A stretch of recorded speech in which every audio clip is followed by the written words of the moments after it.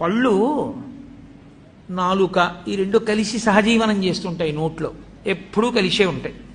ఒకానొక నాడు నాలుక పళ్ళని అడిగింది, నేను రుచి ఒకటే చూస్తాను, కానీ నిజానికి కఠినమైన పదార్థాలని పెడితే నేను రుచి చెప్పలేను.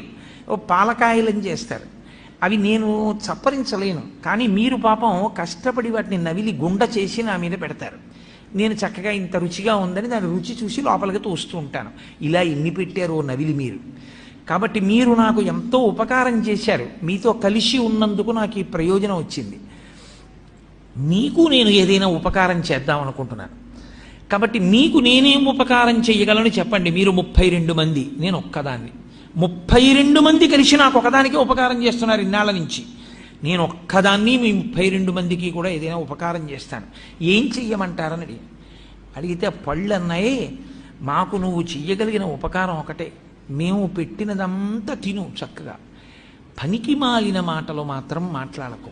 ఎందుకంటే నువ్వు పనికి మాలిన మాటలు మాట్లాడడం వల్ల ఊళ్ళో వాళ్ళు అంటున్నారు నీ పళ్ళు రాలగొడతానంటున్నారు. మేం చేసిన తప్పే, మాట్లాడింది నువ్వా, రాలవలసింది మేమా?